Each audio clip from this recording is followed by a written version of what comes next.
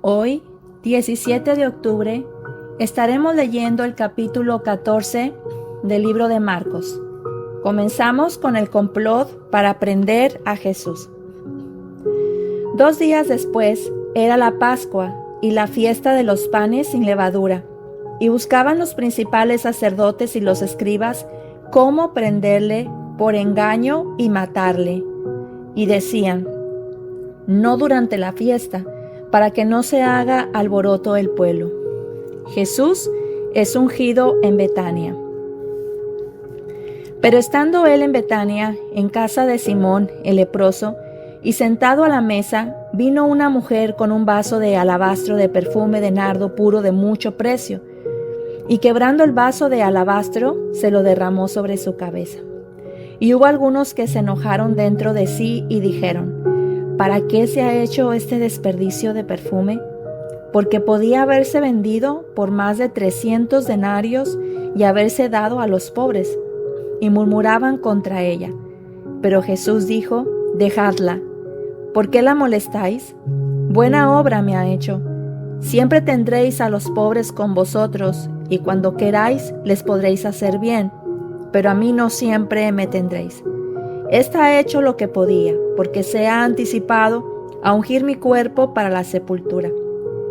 En verdad os digo que donde quiera que se predique este evangelio en todo el mundo, también se contará lo que ésta ha hecho para memoria de ella.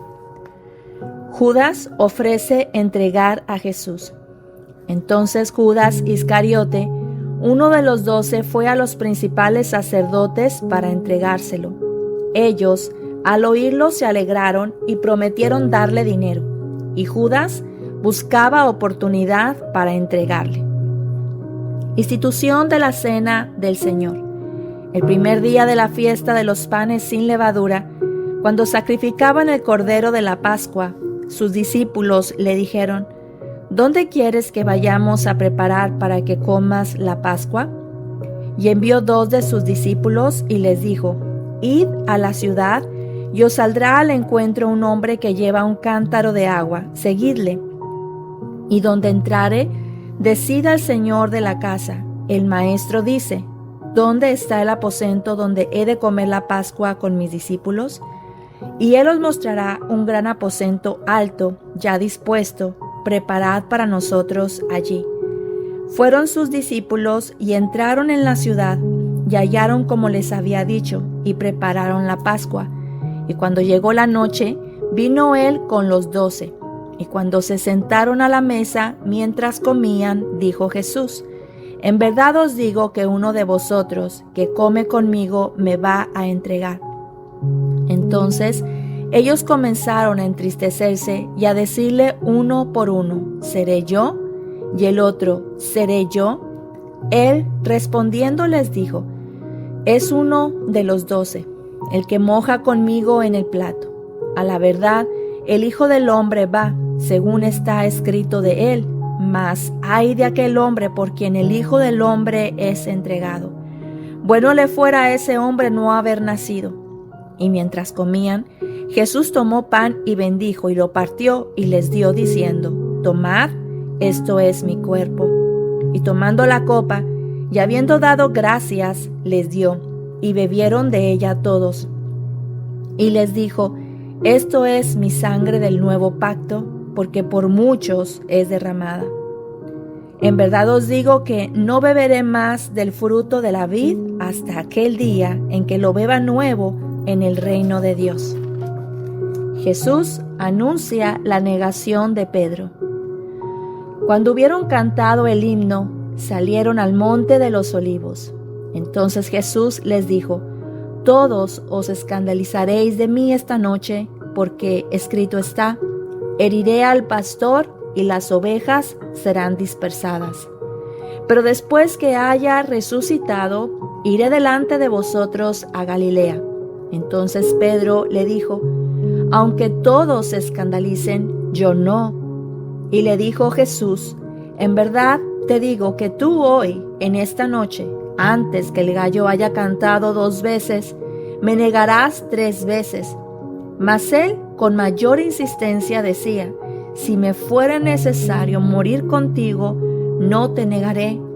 También todos decían lo mismo. Jesús ora en Getsemaní. Vinieron pues a un lugar que se llama Getsemaní, y dijo a sus discípulos: Sentaos aquí entre tanto que yo oro. Y tomó consigo a Pedro, a Jacobo y a Juan, y comenzó a entristecerse y a angustiarse, y les dijo: Mi alma está muy triste hasta la muerte, quedaos aquí y velad. Yéndose un poco adelante, se postró en tierra y oró que si fuese posible pasase de él aquella hora, y decía: Abba, Padre, todas las cosas son posibles para ti. Aparta de mí esta copa, mas no lo que yo quiero, sino lo que tú. Vino luego y los halló durmiendo. Y dijo a Pedro: Simón, ¿duermes? ¿No has podido velar una hora? Velad y orad, para que no entréis en tentación. El espíritu a la verdad está dispuesto, pero la carne es débil. Otra vez fue y oró, diciendo las mismas palabras. Al volver, otra vez los halló durmiendo, porque los ojos de ellos estaban cargados de sueño y no sabían qué responderle. Vino la tercera vez y les dijo: Dormid ya y descansad. Basta, la hora ha venido. He aquí el Hijo del Hombre es entregado en manos de los pecadores. Levantaos, vamos, he aquí se acerca el que me entrega. Arresto de Jesús. Luego, hablando él aún, vino Judas, que era uno de los 12, y con él mucha gente con espadas y palos, de parte de los principales sacerdotes y de los escribas y de los ancianos, y el que le entregaba les había dado señal, diciendo: Al que yo besare, ese es, prendedle y llevadle con seguridad. Y cuando vino, se acercó luego a él y le dijo: Maestro, maestro, y le besó. Entonces ellos le echaron mano y le prendieron. Pero uno de los que estaban allí, sacando la espada, hirió al siervo del sumo sacerdote, cortándole la oreja. Y respondiendo Jesús les dijo: ¿Cómo contra un ladrón habéis salido con espadas y con palos para prenderme? Cada día estaba con vosotros enseñando en el templo y no me prendisteis, pero es así para que se cumplan las Escrituras. Entonces todos los discípulos, dejándole, huyeron. El joven que huyó. Pero cierto joven le seguía cubierto el cuerpo con una sábana y le prendieron. Mas él, dejando la sábana, huyó desnudo. Jesús ante el concilio. Trajeron pues a Jesús al sumo sacerdote, y se reunieron todos los principales sacerdotes y los ancianos y los escribas. Y Pedro le siguió de lejos hasta dentro del patio del sumo sacerdote, y estaba sentado con los alguaciles calentándose al fuego. Y los principales sacerdotes y todo el concilio buscaban testimonio contra Jesús para entregarle a la muerte, pero no lo hallaban, porque muchos decían falso testimonio contra él, mas sus testimonios no concordaban. Entonces, levantándose unos, dieron falso testimonio contra él, diciendo: Nosotros le hemos oído decir: Yo derribaré este templo hecho a mano, y en 3 días edificaré otro hecho sin mano. Pero ni aun así concordaban en el testimonio. Entonces el sumo sacerdote, levantándose en medio, preguntó a Jesús diciendo: ¿No respondes nada?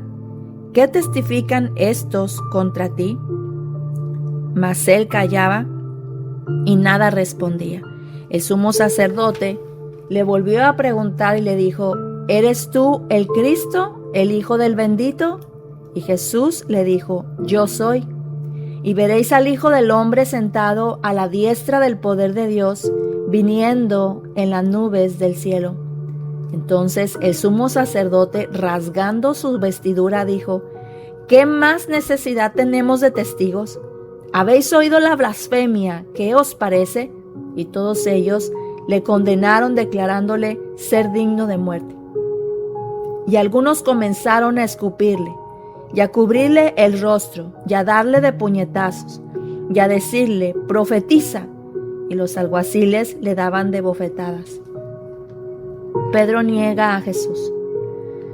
Estando Pedro abajo en el patio, vio una de las criadas del sumo sacerdote, y cuando vio a Pedro que se calentaba, mirándole dijo: tú también estabas con Jesús el Nazareno. Mas él negó diciendo: no le conozco, ni sé lo que dices. Y salió a la entrada y cantó el gallo. Y la criada, viéndole otra vez, comenzó a decir a los que estaban allí: este es de ellos. Pero él negó otra vez, y poco después los que estaban allí dijeron otra vez a Pedro: verdaderamente tú eres de ellos, porque eres Galileo, y tu manera de hablar es semejante a la de ellos. Entonces él comenzó a maldecir y a jurar: no conozco a este hombre de quien habláis. Y el gallo cantó la segunda vez. Entonces Pedro se acordó de las palabras de Jesús que le había dicho: antes que el gallo cante 2 veces, me negarás 3 veces. Y pensando en esto, lloraba. Hasta aquí terminamos el capítulo 14 del libro de Marcos. En este capítulo relata los acontecimientos previos a la crucifixión de Jesús y marca también el inicio de su pasión. Vemos como número 1 el complot para matar a Jesús por los principales sacerdotes, la forma de apresar a Jesús en secreto y matarlo, pero tenían temor al pueblo. Vemos también la unción en Betania por esta mujer que rompe este perfume, este alabastro, y así unge los pies y los prepara para la sepultura. También nos habla de la traición de Judas, de la última cena. Jesús también predice lo que iba a suceder con Pedro, que le iba a negar, aunque Pedro le promete que eso jamás pasaría, sino que estaría dispuesto a morir por él. Nos habla también de este precioso momento que nos habla de ese gran amor de Dios por nosotros a través de Jesús, la oración en el Getsemaní. Jesús ora angustiado profundamente pidiendo al Padre que si era posible pasase de él esta copa, pero que no se hiciera su voluntad. Vemos también el arresto de Jesús por Judas. Vemos a Jesús ante el concilio y también vemos la negación de Pedro. En Marcos 14 muestra el amor y la obediencia total de Jesús a su Padre, aun sabiendo el sufrimiento que le esperaba. También nos muestra y nos revela la debilidad humana de sus seguidores, la traición de Judas, el sueño en un momento tan importante en el que Jesús necesitaba ese apoyo. Vemos también el miedo y la negación frente a la fidelidad inquebrantable de Cristo. ¿Cómo podemos nosotros a través de este capítulo reflexionar? Podemos ver acerca de que Jesús fue fiel hasta el final. En Marcos 14:36 nos dice: Abba, Padre. Jesús hace esta oración y le dice: todo es posible para ti. Aparta de mí esta copa, pero no sea lo que yo quiero, sino lo que tú. Marcos 14 nos muestra uno de los momentos más humanos, pero también más divinos de Jesús. En este capítulo vemos cómo el Señor fue traicionado, cómo fue abandonado por sus amigos y también negado. Pero aún así Jesús se mantuvo firme en su propósito, cumpliendo la voluntad de su Padre. Esta mujer que unge a Jesús con perfume nos enseña que el amor verdadero hacia Dios no mide el costo. Ella le dio más valor y le dio lo más valioso que tenía sin reservas, mientras otros la criticaron. Y así es el corazón que agrada a nuestro Señor, uno que adora sin cálculos ni condiciones. En contraste vemos a Judas, quien lo vende por unas monedas. Y Pedro, aunque lleno de muy buenas intenciones, termina negándolo por miedo. Ambos fallaron. Judas y Pedro fallaron, pero la gran diferencia fue que Pedro lloró y se arrepintió, mientras Judas se hundió y se perdió en su culpa, yendo y colgándose. Jesús en el huerto nos da ese precioso ejemplo de obediencia, de la más grande obediencia. Aunque sintió un profundo dolor y una gran angustia, su oración fue: no se haga mi voluntad, Padre, sino la tuya. A veces también nosotros pasamos por momentos de pruebas difíciles donde no entendemos lo que Dios está haciendo. Pero si confiamos en Él, sabremos que su voluntad, aunque a veces nos duela, siempre es buena, agradable y perfecta. ¿Cómo podemos poner en práctica esta enseñanza de Marcos 14 en nuestras vidas el día de hoy? En primer lugar, debemos de amar sin medida. Adorar a Dios con todo nuestro corazón, sin importar el costo ni las críticas. Debemos también de orar con sinceridad. Jesús nos muestra una oración sincera en el Getsemaní. En nuestros momentos de gran angustia, no escondamos nuestro dolor. Hablemosle a Dios como Jesús lo hizo y abramos nuestro corazón de verdad, siendo honestos y sinceros de lo que realmente estamos sintiendo.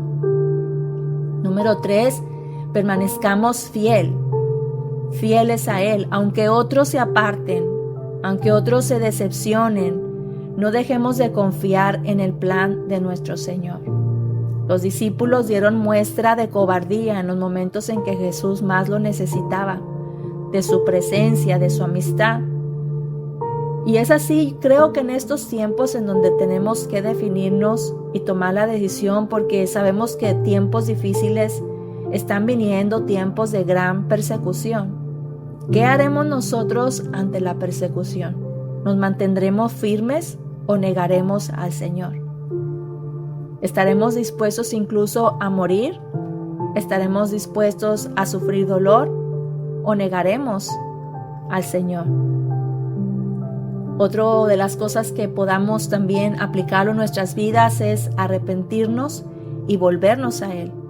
Así como lo hizo Pedro, y tal y cual nos enseña la palabra de muchas personas que fallaron. Y sí, es así, el ser humano muchas veces fallamos. Pero debemos de recordar que Dios siempre tiene los brazos abiertos para restaurar, para perdonar, y no caigamos en la gran condenación y la culpa. Jesús mismo nos dice en su palabra que no hay condenación para los que estamos en Cristo. Si fallaste, dobla tu rodilla y pide perdón, que el Señor está dispuesto a restaurarte y hacer de ti una persona de bendición. Amado Señor Jesús, gracias por amarnos hasta el final. Gracias por someterte a la voluntad de tu Padre, incluso cuando tenías gran dolor y gran angustia. Enséñanos a permanecer fieles cuando la prueba nos llegue, Señor. Ayúdanos a confiar en que tu voluntad para nuestras vidas siempre es buena y agradable, aunque en el momento no la podamos ver o entender. Ayúdanos a amarte sin reservas, aun cuando no recibamos lo que quizá estamos pidiendo en este momento. Que nuestras vidas, como aquella mujer de Betania, sea también como un perfume agradable para ti, Señor. Todo esto te lo pedimos y te agradecemos en el nombre maravilloso de Cristo Jesús. Amén. Querido amigo y amiga que me escuchas, deseo con todo mi corazón y oro que esta palabra sea de gran bendición para tu vida, de fortaleza también espiritual. No te olvides de compartir a todas aquellas personas que lo quieres hacer, y si te gustó, también da un me gusta para que esto se siga compartiendo y llegando a más vidas, que la palabra del Señor se pueda seguir difundiendo. Que el Señor te bendiga a ti y a los tuyos rica y abundantemente, como solo Él lo puede y además lo quiere hacer. Esto fue Aliento para tu Espíritu.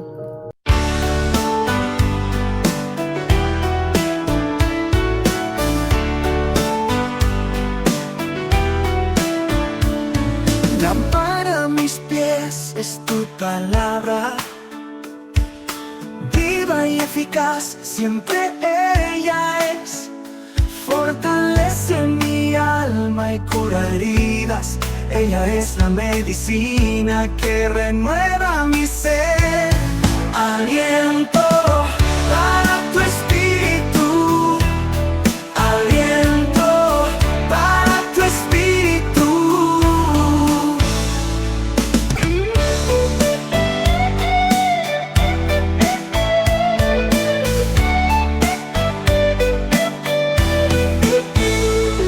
Aliento para tu espíritu.